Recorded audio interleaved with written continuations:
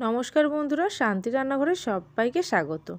আজকে এমন একটি রেসিপি নিয়ে চলে এসেছি যে রেসিপিটি থাকলে আর কোনো রেসিপি লাগবে না। শুধুমাত্র ওই রেসিপি দিয়ে আপনারা এক থালা ভাত সহজেই খেয়ে নিতে পারবেন। আজকে বানাবো শিম ভর্তার রেসিপি এবং শিম ভর্তাটা এতটাই সুস্বাদু হবে তা আপনারা দেখলেই বুঝতে পারবেন। এতটা সুস্বাদু একটি রেসিপি বানাতে খুব বেশি সময় লাগবে না এবং খুব সহজেই আপনারা বানিয়ে ফেলতে পারবেন। চলুন তাহলে দেখে নিই আজকের এই রেসিপি বানাতে কী কী লাগছে এবং কীভাবে বানাচ্ছি। প্রথমেই লাগছে সিম। আমি সিমকে ভালো করে ধুয়ে পরিষ্কার করে নিয়েছি এবং এরপরে সিমের ওপরের এবং নিচের অংশটা কেটে নেব এবং মিডিল থেকে শিরাটা তুলে নেব। দেখুন এইভাবেই কিন্তু ওপরের দিক থেকে টানলে এইভাবে শিরাটা উঠে আসবে। দুই দিক থেকে এইভাবে কিন্তু একটু কাট দিয়ে তারপর টান দিলে শিরাটা উঠে আসবে। এই শিরাটা অবশ্যই কিন্তু তুলে নিতে হবে।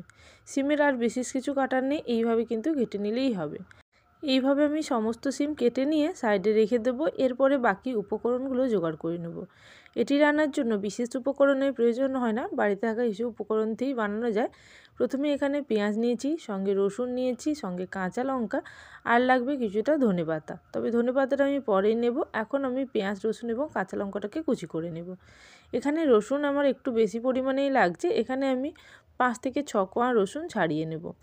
এখানে আমার সমস্ত রসুনগুলো ছাড়ানো হয়ে গেলে তারপরে আমি কাঁচা লঙ্কাটাকেও কুচি করে নেব। তবে কুচিটা খুব বেশি মিহি কুচি করব না, কারণ কাঁচা লঙ্কাটা আমি মিক্সির মধ্যে দিয়ে বেটে নেব।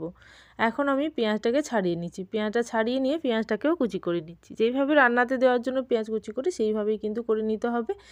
আর বেশি উপকরণ লাগবে না। এখানে লাগবে কালো জিরে আর সঙ্গে কিছুটা সর্ষের তেল আর লবণ অবশ্যই লাগবে। এইভাবে কিন্তু রান্নাটা খুব সহজেই হয়ে যাবে এবং সিমের যে কোনো রেসিপির থেকে এই রেসিপিটি একবার বাড়িতে বানিয়ে দেখতে পারেন, খুবই কিন্তু টেস্টি হয়। এখন আমি রসুন এবং পেঁয়াজটাকে ছাড়িয়ে নিয়েছি। এবার আমি সমস্তগুলোকে কুচি করে নেব। এখানে রসুনটাকেও আমি কুচি করে নেব। চাইলে আপনারা গ্রেট করে নিতে পারেন যদি খুব টাইম কম থাকে, আর না হলে কিন্তু কুচি করে নিলেই ভালো। এখন আমি পেঁয়াজটাকে কুচি করে নিচ্ছি। পেঁয়াজটাকে দেখুন এইভাবেই কিন্তু সরু সরু করে কুচি করে নিতে হবে। এখানে পেঁয়াজ কিন্তু পেস্ট হবে না, এখানে কাঁচা লঙ্কা এবং সিমটাকে পেস্ট করব। তবে সিমটাকে পেস্ট করার আগে সিমটাকে কিন্তু কিছুটা সেদ্ধ করতে হবে। এখন আমি পেঁয়াজ কাটা হয়ে গেলে রসুনটাকেও কুচি করে নিতে হবে। রসুনটা একেবারে ছোটো ছোটো টুকরো করে কেটে নিতে হবে। চাইলে আপনারা যদি সময় কম থাকে তাহলে কিন্তু গ্রেট করে নিতে পারেন। এইভাবে পেঁয়াজটাকে সঙ্গে রসুন কুচি করে নিচ্ছি, আর কাঁচা লঙ্কাটাকে আমি মিডিলে 2 থেকে 3টা কাট লাগিয়ে দেবো এবং এটা যখন মিক্সিতে দেওয়া হবে তাহলে খুব সহজে ভালো করে পেস্ট হয়ে যাবে। আর যদি চান যে আপনারা কাঁচা লঙ্কাটা পেস্ট করবেন না, কুচি করে দেবেন, সেক্ষেত্রেও কিন্তু দেওয়া যেতে পারে। এইভাবে কাঁচা লঙ্কাটাকেও এইভাবে 2 থেকে 3টে টুকরো করে রেখে দিলাম। এখানে আমি কাঁচা লঙ্কা খুব বেশি মিহি টুকরো করছি না, কারণ মিক্সিতে দেবো আগেই বলেছি। এবার সমস্ত কাটাকুটি হয়ে গেছে, তবে এখন ধনেপাতাটা একটু কেটে নিতে হবে। এখানে বেশ অনেকটা পরিমাণেই ধনেপাতা লাগবে, প্রায় 1 আঁটি পরিমাণে ধনেপাতা আমি ধুয়ে পরিষ্কার করে নিয়েছি। এবার ধনেপাতাটাকে কেটে নেব। এই ডাঁটি বা পাতা দুটোই কিন্তু দিতে হবে, তাই আমি একসঙ্গে দুটোই কেটে নিচ্ছি। পুরো ধনেপাতাটাই কিন্তু এখানে আমার লাগবে। ধনেপাতা কেটে নিয়ে এবার আমি রেখে দেব। এবার আমি একটা কাজ করব, যেটা হচ্ছে সিমটাকে সেদ্ধ করে নিতে হবে। অবশ্যই কিন্তু সিমের এই প্রসেসটা করে নিলে ভালো হয়, তাহলে কিন্তু সিমটা খুব কম সময়ে রান্না হয়ে যায়।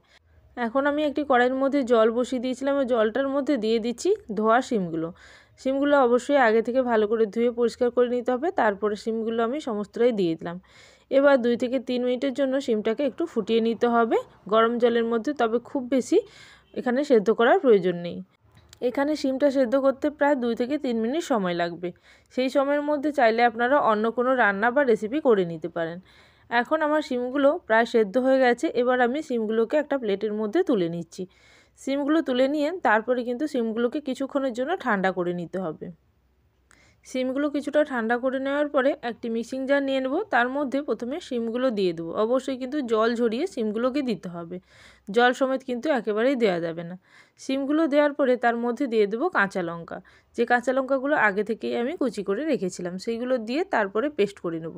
এখানে আমি এখনও পর্যন্ত কোনো রকম লবণ ব্যবহার করিনি, একেবারে রান্নার সময় কিন্তু লবণটা ব্যবহার করব। এখন শিম এবং লঙ্কা একসঙ্গে দিয়ে পেস্ট করে নিচ্ছি। এখানে বেশ অনেকটা পরিমাণে লঙ্কা দিয়েছি, আপনারা যেরকম ঝাল খেতে চাইবেন সেই অনুযায়ী কিন্তু লঙ্কার পরিমাপটা দিয়ে দেবেন। তবে একটু ঝাল ঝাল থাকলে খেতে ভালোই লাগে। এবার দেখুন এইভাবে কিন্তু পেস্টটা আমি রেডি করে নিয়েছি। সমস্ত পেস্টটা রেডি করে নিয়ে একটা প্লেটের মধ্যে এটাকে বের করে নেব। তারপর আমি একটি কড়াইয়ের মধ্যে তেল বসিয়ে দেব। এখানে আমি রান্নাটি সর্ষের তেলে করব, তাই বেশ কিছুটা তেল এখানে দিয়ে দিলাম। তেলের পরিমাপটা আপনাদের নিজেদের ইচ্ছে মতন দেবেন। এখানে আমি 4 টেবিল স্পুন মতন তেল দিলাম। তেলের মধ্যে দিয়ে দিলাম শুকনো লঙ্কা। এখানে শুকনো লঙ্কাটা অবশ্যই দিতে হবে, সঙ্গে অল্প কালো জিরা দিলাম। এই কালো জিরে এবং লঙ্কার জন্যই কিন্তু এই রেসিপির টেস্ট অপূর্ব হয়। আপনারা কে কীভাবে এইভাবে শিম ভর্তা খেয়েছেন কিনা অবশ্যই কিন্তু জানাবেন, বা যদি কোনোভাবে অন্যভাবে খেয়ে থাকেন সেগুলো কিন্তু অবশ্যই কমেন্ট সেকশানে জানাতে পারেন। এইভাবে কিন্তু আমি প্রথমে দিয়ে দিয়েছিলাম লঙ্কা, সঙ্গে কিন্তু দিয়ে দিয়েছিলাম কালো জিরে। এরপরে কুচনো পেঁয়াজটা দিয়ে দেবো। এরপরে আমি দিয়ে দেবো রসুনের কুচি। পেঁয়াজটাকে হালকা ভেজে নিয়ে তারপরে আমি রসুন দেবো, কারণ রসুনটাকে আমি খুব বেশি ভাজতে চাইছি না। রসুনটা একেবারে পোড়া পোড়া হলে খেতে কিন্তু ভালো লাগে না, তাই আমি হালকা রসুনটাকে ভাজার জন্য পেঁয়াজটাকে আগে থেকে ভেজে নিলাম। এবার আমি রসুন কুচিটা দিয়ে দিচ্ছি। তারপরে 3 থেকে 4 মিনিটের জন্য গ্যাসের ফ্লেম মিডিয়াম রেখে এই পেঁয়াজ এবং রসুনটাকে ভেজে নেব। যখন পেঁয়াজ রসুনটা মোটামুটিভাবে ভাজা হয়ে যাবে তখন কিন্তু আমি দিয়ে দেব শিমের পেস্ট। প্রায় 2 মিনিট মতন পরে পেঁয়াজটা এখন ভাজা হয়ে গেছে। এবার আমি শিমের পেস্টটা দিয়ে দেব। শিমের পেস্টটা দিয়ে গ্যাসের ফ্লেম মিডিয়াম রেখে অনবরত নাড়াচাড়া করে এই রসটা পুরোপুরি শুকিয়ে নিতে হবে। শিমের মধ্যে যে এক্সট্রা রসটা আছে সেটাকে সম্পূর্ণ শুকিয়ে নিয়ে শিমটাকে একেবারে শুকনো শুকনো করে নিতে হবে। যতক্ষণ না পর্যন্ত ওপরে তেল ভেসে আসছে ততক্ষণ পর্যন্ত কিন্তু নাড়াচাড়া করতে হবে। এখন শিমের পেস্টটা দিয়ে ভালো করে মিশিয়ে নেব পেঁয়াজ এবং রসুনের সঙ্গে। আর এখানে বিশেষ কিছু মশলা লাগবে না, তবে অল্প পরিমাণে লবণ এখানে অ্যাড করতে হবে, কারণ আমি রান্নাতে এ পর্যন্ত কোনো রকম লবণ অ্যাড করিনি। স্বাদ অনুযায়ী লবণ অ্যাড করে দিতে হবে, আর শেষে একেবারে ধনেপাতা দিতে হবে। এখন আমি অনবরত নাড়াচাড়া করে শিমের এক্সট্রা জলটাকে শুকিয়ে নেব। এখন আমি স্বাদ অনুযায়ী লবণ দিয়ে দিলাম, দিয়ে আবারও ভালো করে নাড়াচাড়া করতে থাকবো। এখনই দেখুন ওপর থেকে কিন্তু হালকা হালকা তেল বেরোতে শুরু করেছে, তবে এটার কালার একেবারে চেঞ্জ হবে এবং এই সবুজ ভাবটা কিন্তু থাকবে না। রান্নাটা হয়ে যাওয়ার সময় দেখতে পাবেন। এখন খুব ভালো করে নাড়াচাড়া করতে হবে। গ্যাসের ফ্লেমটা যদি অনবরত নাড়াচাড়া করতে পারেন তাহলে কিন্তু গ্যাসের ফ্লেম হাই রাখতে পারেন, আর যদি ভাবেন যে খুব অল্প অল্প করে নাড়াচাড়া করবেন তাহলে কিন্তু মিডিয়াম আঁচে এটাকে রান্না করে নিতে হবে। এখন দেখুন প্যান থেকে কিন্তু এইভাবে উঠে আসছে খুব সহজে, আর দেখতেই পাচ্ছেন অনেকটা কিন্তু রস এখানে শুকিয়ে গেছে। আরও কিছুক্ষণ নাড়াচাড়া করে আমি পুরোপুরি রসটাকে শুকিয়ে নেব। তবে এই অবস্থায় আমি কিছুটা ধনেপাতা দিয়ে দেবো। ধনেপাতা দিয়ে আবার ভালো করে নাড়াচাড়া করতে থাকবো যতক্ষণ না পর্যন্ত ভালো মতো রসটা শুকিয়ে যায়। আপনারা যতটা পরিমাণে রস শুকিয়ে নিতে পারবেন টাইম নিয়ে, তত কিন্তু এই রান্নার টেস্ট অপূর্ব হয়। এবার 5 থেকে 7 মিনিট পরে দেখুন একেবারে রস শুকিয়ে গেছে, আর রান্নাটা কিন্তু অনেকটা কমে গেছে।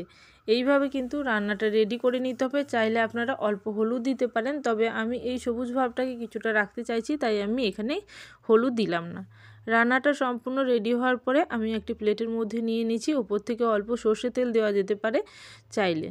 এখন গরম গরম ভাতের সঙ্গে এই রেসিপিটি পরিবেশন করুন, আর কেমন লাগলো অবশ্যই কিন্তু জানাবেন। আর যারা এখনও পর্যন্ত চ্যানেলটিকে সাবস্ক্রাইব করেননি অবশ্যই চ্যানেলটিকে সাবস্ক্রাইব করে নিয়ে পাশে থাকা বেল নোটিফিকেশানে ক্লিক করে রাখবেন, যাতে আমার চ্যানেলে কোনো নতুন রেসিপি এলে আপনাদের কাছে সবার আগে নোটিফিকেশান পৌঁছে যায়। তাহলে আজকের জন্য এই পর্যন্ত, আবারও চলে আসবো নতুন কোনো রেসিপির সঙ্গে। ততক্ষণের জন্য সবাই ভালো থাকবেন, সুস্থ থাকবেন। Thank you for watching my video.